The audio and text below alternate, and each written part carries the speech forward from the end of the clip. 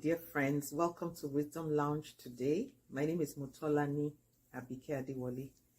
I wanted to share with you a few things that I have experienced in the last 2 weeks. I had the opportunity of being with a friend, awesome people, as we celebrated one of my classmates, their 60th birthday. Incidentally, that same day that I was preparing to leave for that get together, I got the news about my uncle's passing. This was my father, as it were, in the US, who was, how it is in our culture. We have people who are responsible for us. And I heard that he had passed, a great man. And, I was really devastated at the message of his passing on. Within 24 hours, I got another message of a friend of mine who we did childhood stuff together. And she had just slumped in the shower, and that was it. And there was I needed to still be at my friend who was turning 60. So it was a myriad of emotions the whole of that week. And I knew what it was to see life where there was death. I'm coming to you to ask you, what exactly are you focusing on in this season? Because these were now the questions I began to ask myself. The Bible tells us that when we walk with the wise, we'll be wiser. A companion of fools will be destroyed. And my goal is that every time I talk or share with you, or we have questions and we talk like this, that we can take something meaningful out of our discussions. There was my uncle, an 84-year-old man, and there was my friend, just 58. And there was another friend, 60. And I looked at and I said, life is such a mystery. In the midst of this bittersweet experience, I was able to zone in my thoughts. Even though I was mourning, the Bible tells us to mourn with those who mourn and rejoice with those who rejoice, all in the same space. I found my core. So my question is, what is your core? What exactly is it that is your one thing? That one thing has to be defined. If you don't define the one thing, you will do many things at the same time. In Psalm 27, verse 4, King David was expressing his love for God and said, one thing have I desired of the Lord, and that is what I will seek after, that I may dwell in the house of the Lord all the days of my life, to behold his beauty. I'm paraphrasing that. So we see that King David was so focused. What is your one thing? What is my one thing? One thing is critical to help with the rest of what you have to deal with.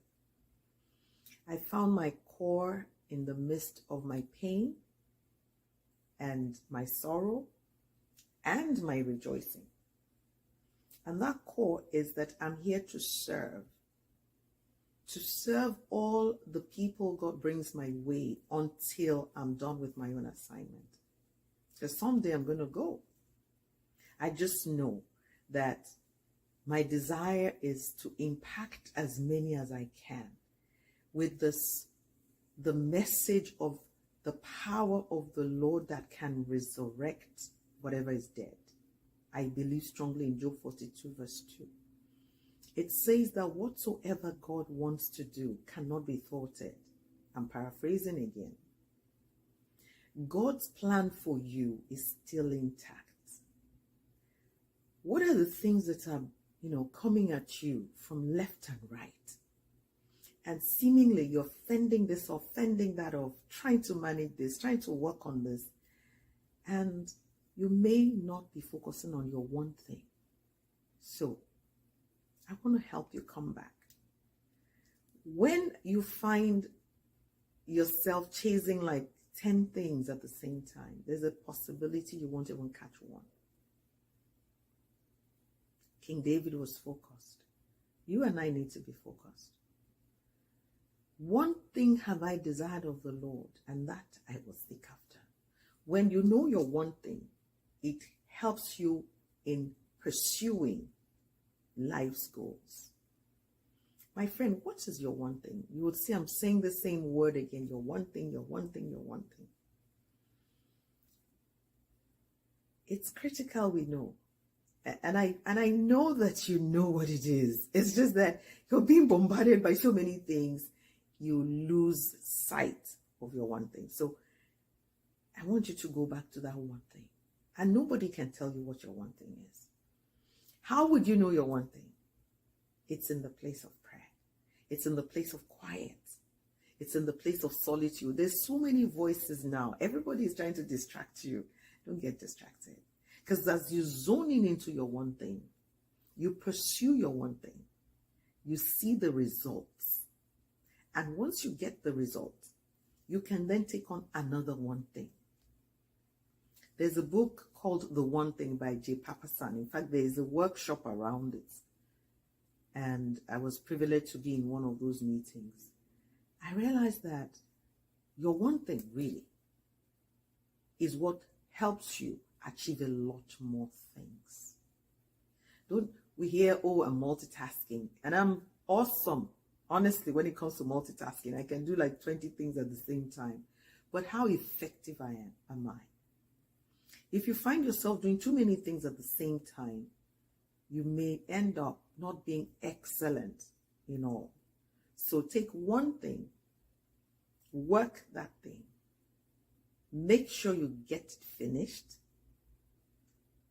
and then take another one thing. I found out that there is more acceleration, there is more momentum that way, there is more purpose in that, and there is more result. I hope I'm not repeating myself, but I just, from my heart, want to share with you that things will always come at you. Things will come to distract you. But let's be wise.